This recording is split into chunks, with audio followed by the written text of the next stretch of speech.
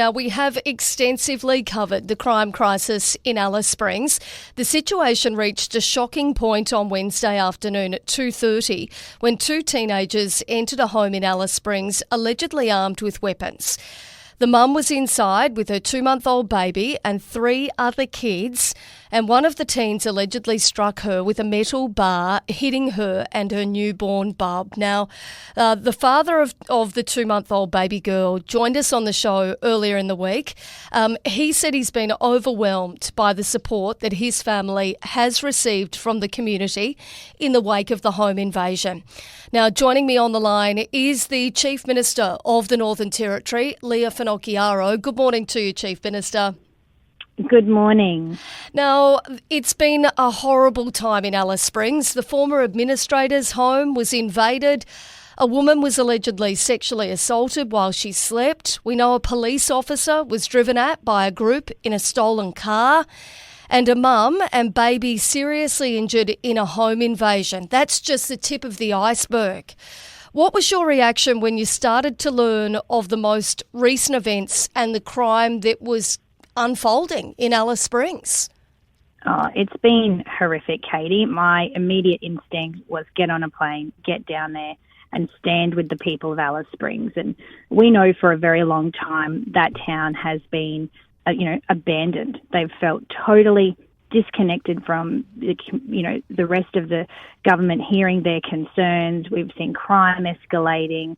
There's been various sort of patchwork of federal support coming in and out, which has had questionable outcomes. So it's been a real disaster for those people, and they just want change. And so we hit the ground running Thursday morning last week. The police commissioner and I immediately stood up 2 additional police responses, but also I then followed my briefings with police and my update to the community with a full roundtable of all senior public servants across every single agency in Alice Springs to make sure that all of those joint operations with school attendance officers, housing safety officers, licensing, the circuit breaker program through children and families, all of those things were working together for a safer town to make sure that we're pulling every government resource available to deliver better outcomes for that community. Look, there'll be people listening this morning who will say, why didn't you do that sooner? I mean, we know that Alice Springs flares up every summer.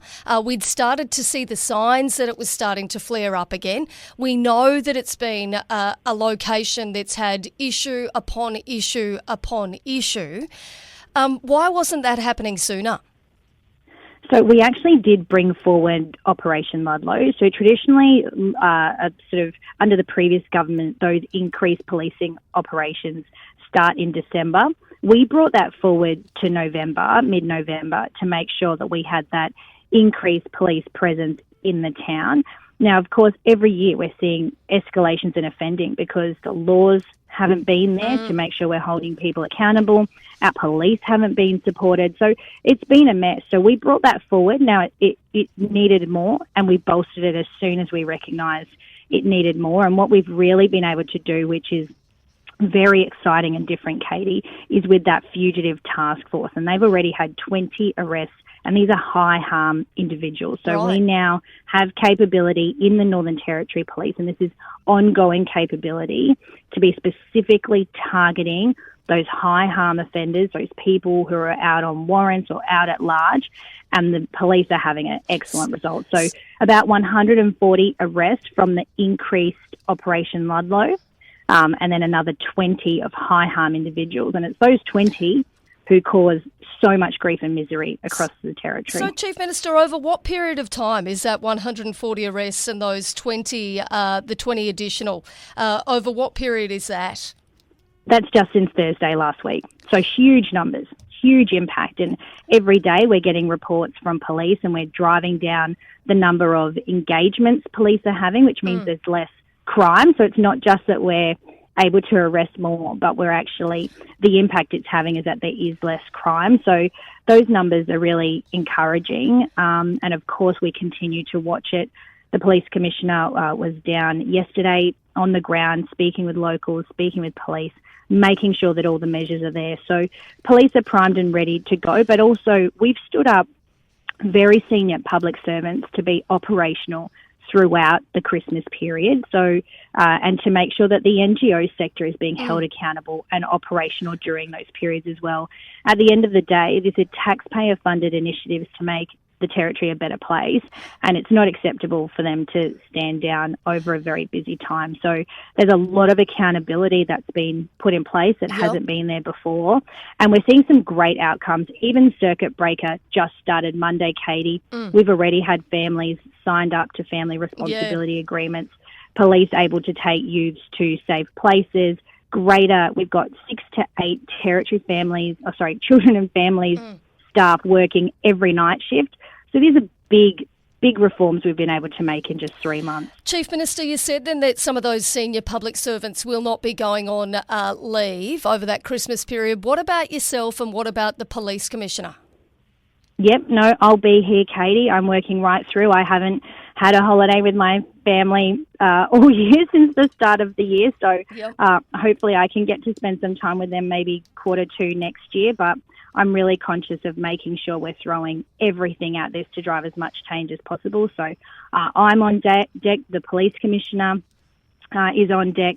From that Christmas period onwards, we've got Deputy Commissioner Martin Dole in Alice Springs as well. He's on deck. But it's not just police and me, Katie. This is about making sure housing has strong leadership, education with all of them. So there is senior leadership right across the board, and we've got different accountability measures in place to make sure that we're holding everyone in the chain accountable for response. Well, there's one area that people are wondering whether they are indeed upholding the expectations of the community at this point in time. Now, in the situation with the home invasion in Alice Springs last week, and I know there'll be a level of detail we can't go into here, but it was reported by the Australian newspaper that the 2 teenage boys involved had collectively been charged with almost 300 other offences and bailed 35 times. And they were on bail when that incident happened. I think the whole community is asking right now, how can that happen? Yeah, and it's a bloody good question, Katie, and this is exactly why we urgently passed our bail reform and the reducing crime package in about week 8 of our government. Of course, bail hasn't commenced yet. That will become operational in January, and it can't come soon enough, Katie. But at the end of the day, what we've had is a legal system that does not meet community expectation, and young people right across the Territory have got hundreds and hundreds of offences under their belt and are still out at large in our community because the justice as system itself is totally broken, and that's what we are reinforcing and building back up. We've already been able to get our courts working longer hours to make sure we're pushing through that backlog of people being put before our courts, and obviously the police are doing a great job arresting people. And then we've got our corrections piece with the master plan. I've got Minister Maley giving an update later today about how the new Berrima facility has been brought back online. So there's lots of things happening, but at the end of the day, we have to continue to strengthen the laws to make sure that the courts are delivering what the community expects, and that's, repeat offending is hideous. Absolutely hideous. Chief Minister, what do you do, though, if there's still not being given the sentences or the consequence that the community expects? Well, we just keep strengthening the laws, Katie. It's that simple. So we've sent a very clear signal of what direction our government's going, and that's that there must be consequences. We have to give the judiciary confidence that we've got alternative sentencing options as well, which is where our boot camps will come into it and our work camps for adult prisoners. But at the end of the day, our police are there to catch the bad guys. They are doing that. They then get put before the courts. And we need to make sure that our legal framework is right. And so our reducing crime package that we passed, a couple of months ago, that was always just the start, Katie. I want to be really clear. This is not a set and forget for us. We are working throughout, right from day one and right throughout this period to get to February sittings where we're working with police and a range of other stakeholders For example, there is much work to be done in the Youth Justice Act. I've been out with cops in Nooka, Groot Island, Katherine, Tennant Creek, Alice Springs, right across Darwin, hearing how we can strengthen laws and processes to make their job easier. So everything's on the table for us, Katie. I've told the Police Commissioner that. I've told the Deputy Police Commissioner, Martin Dole. Every agency knows. And collectively as a government, every single agency understands that as a collective government, our number one priority is to reduce crime, and everyone must contribute to that. So, Chief Minister, do you feel, are we in a situation here in Alice Springs, but also with the escalating level of crime that we are seeing in Katherine, are we in a situation where we do need to call in or call for some support from the federal police or from police interstate, or are you confident that the number of Northern Territory police that we have on the ground right now is enough? Because it's not about whether, we've got confidence in them. I've got confidence in the police. We can see them, conducting those arrests and actually trying their best, to catch these offenders. But do they have the support that they actually need? And do they have, the number of officers that they actually need right now? So I've been reassured by the Police Commissioner where they're not at the point yet where police need to call for backup. And we've made a number of changes within the police force to be able to get more police out on the street, which is really, really important. So changing policing to make sure it's frontline facing. But the Police Commissioner has also reassured me that he's made contact, and I know the AFP are on standby, South Australia is on standby. So if and when we need it, it's ready to go. Right now is not that point. But equally, I've said explicitly, everything's on the table. We must do whatever it takes to get this under control, because everything stems from people feeling safe, Katie. We can't have a thriving business community or busy streets or activation in our parks if people are too afraid to leave their homes. And right now, in some parts of the Territory, people are afraid to be in their homes, and that's unacceptable. It cannot be the case, and we cannot let the criminals win. So there are far more good Territorians than there are bad, and we've got to put all our energy into making sure we stop people turning to a life of crime, and then once they have, that we deliver them consequences and opportunities to change their lives so that they don't become lifelong repeat offenders. So you said there that they are on standby. So who's been contacted, to make sure that if and when we need that support, we're able to get it? I believe the Australian Federal Police and, of course, the South Australian Police. So we've got intergovernment sort of operational relationships where different triggers can happen where we can call on. So that's all been stood up. That's a very operational matter for the Police Commissioner, but I've made it explicitly clear what my expectation is. And, we've done 1,000 RBTs in Alice Springs since Thursday. We've got 22 more police down there. We recognise Katherine is also having a bit of a flare-up, and I was out on the beat during the night with Katherine Police, not last night, the night before. So it's been really important for me to be out on the road in the vans with our police so I can learn from them, see firsthand the challenges, and then make sure we're taking action and pressing every button we've got to be able to drive change. Now, the opposition leader, Selina Ubo, said it's extremely concerning that there's been a shocking spate of violent crime in Katherine over the weekend, with those reports of only one police unit in a town of 10,000 people to respond. Do you know if that is the case? Is there only one unit that's been able to respond to what's been a real pickup, it looks, in the space of the weekend and over the last week or so when it comes to crime? Yeah, I'm not sure if that's correct. We've got Operation Oxley happening in Katherine right now, so similar to Ludlow.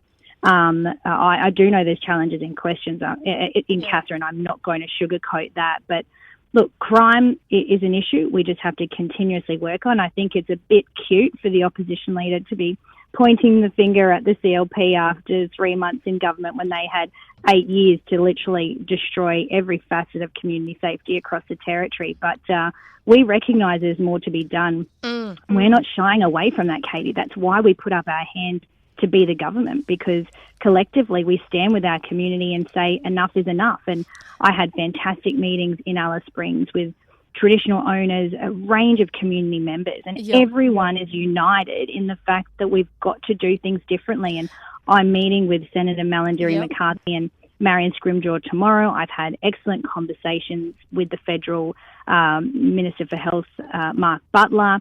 We've got our 7 points that we've taken to the federal government that we want them to act on. So there's great work happening. I wish we could change everything yesterday, but I think the broader community understand that more than ever before, we've got a government that is absolutely focused on this issue, and I've designed the entire public sector to be focused on this key issue. Leah, on that 7-point plan and what you'd like to see, that support you'd like to see from the federal government, I know, as you touched on there, you're going to be meeting with both Senator Malandiri McCarthy and also Marion Scrimgeour. I mean, we're talking here about the reintroduction of compulsory work or training programs with fortnightly reporting obligations for Centrelink recipients, implementing 100% income management for parents of youth offenders, accepting the Northern Territory Government's referral to the federal government for parents who neglect their children, enabling additional income management. I mean, do you think that they're going to come to the table on these changes? Well, I actually genuinely think they want to work with us, Katie. I had a great discussion with Minister Butler. I'm meeting with Malandiri and Marion tomorrow. The federal government has already moved on item 5, which is making sure that CASA exemptions are lifted for Alice Springs so that our police can use drones.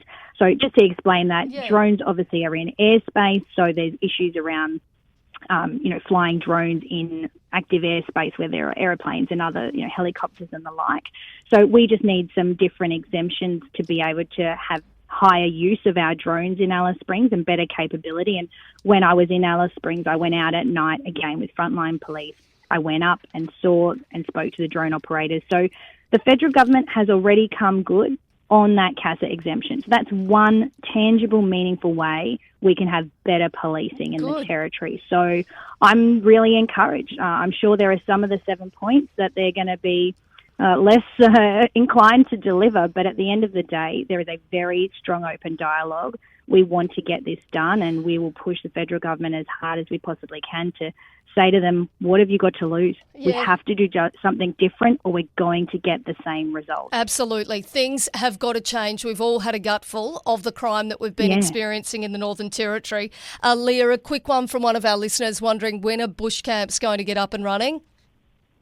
Yeah, so that work is actually being done. So Alice Springs is sort of the first cab off the rank there. So we've got the facility down there. I think either the tender's gone out or there's work being done. So that's just being repurposed because we're using a facility that wasn't a prison. So we have to do important work. And I'm sure your listener will remember what's happened recently with the Youth Justice Facility in Darwin, needing additional reinforcement. So as soon as that work's done, we'll be able to get those boot camps in there. So I'm stretching my memory, but I think it's Q2 next year. That should be good to go. All right. Well, we will follow that up. It's all on the website, though. If your listener, everything for the master plan is on track timing-wise, and that's publicly available. We'll certainly follow that up. Chief Minister, what is your message this morning for Territorians, people who voted for you on the promise of change when it comes to crime, people who are worried and scared about the crime that they are experiencing right now? That we stand with you, and that's exactly why every single member in my team has put up their hand to run for Parliament, to be the government.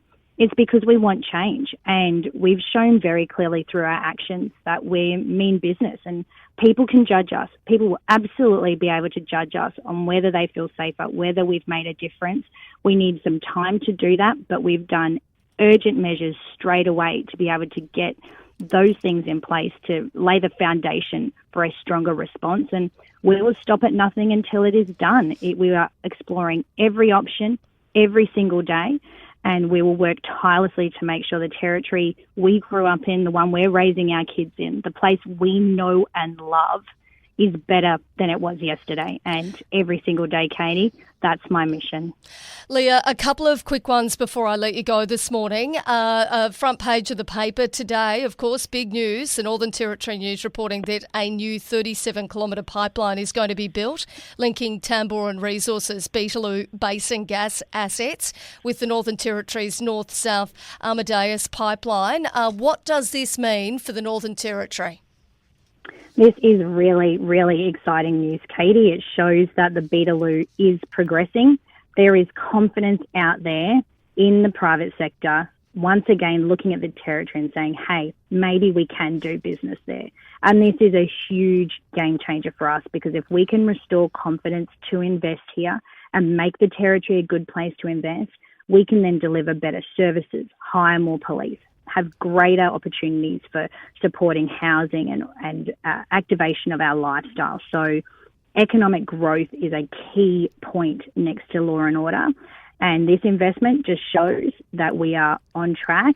We've got our territory coordinator legislation out for consultation. There's actually a consultation tonight at Ridges Palmerston from 5 p.m. So people are welcome to go learn about the economic reform we are making so that you and your children and their children have jobs and opportunities into the future, and that we're able to protect our territory lifestyle and enhance this place for the betterment of all Territorians. And it's just exciting times ahead, Katie. Chief Minister, on the Cyclone Tracy 50th anniversary commemorations, we know that it is, we've been catching up with Cyclone Tracy survivors and will continue to do so all throughout this week, but there had been some concern around a shortfall when it comes to funding. They were waiting to hear, I believe, from you and from the Northern Territory government. Has there been any movement in this space? Yeah, there has, Katie. So a request came through and I approved that additional funding. The Territory has put significant investment across a range of measures. So it's not just one single event. There's been dozens of different events that have been supported. That reception event at Foskey Pavilion, I've approved that funding. Of course, I'll be there Christmas morning, Katie, commemorating with hundreds of other Territorians. It's a tough time. I think we need to be exercising great respect at this time. There are many survivors who it's just business as usual and they don't really want to engage too much in commemorative events. There are others who are just really wanting this opportunity to reflect. And so it's a tough time for our community, and of course a very significant part of our history and our culture as a people and the resilience that's been born from that disaster that we've endured and survived and flourished after. So, lots of commemorative activities ahead. They're all public, so people can get on the website and be involved in whatever they like. And if they don't, that's perfectly fine as well. Well, Chief Minister Leah Finocchiaro, we really appreciate all the time that you've given us on the show throughout the year, both while the opposition leader and also since becoming the Northern Territory's Chief Minister. I know that people really do like to hear from you on a regular basis. We appreciate that time that you give us every week to speak to Northern Territorians, and hope you have a great Christmas with your family. I know you've got two little people in your house who I'm sure are very, very excited about Christmas. Yes, they are. And look, thank you, Katie. It's wonderful to be on your show weekly. It's really important to me that I have a way to speak directly to Territorians on the issues that are important to them, and I will continue to do that during this term of government. And people, I just encourage you to engage with us on the issues that matter to you. That's what's most important to us. So a safe and Merry Christmas to you, Katie and Crystal, and all of your listeners. I really genuinely hope people get to spend time with their loved ones. I want to thank our emergency workers who are going to be out protecting Territorians during a time when we're sitting at home enjoying time with our loved ones. And of course, I'll be on deck throughout the whole Christmas period, so I'm sure I'll be bumping into people at various things along the way. And I just want everyone to have a very safe and merry time. Well, Leah Finocchiaro, Chief Minister of the Northern Territory, we will talk to you again in the new year. Thanks again for all your time. Yes, take care, everyone. Merry Christmas. Thank you.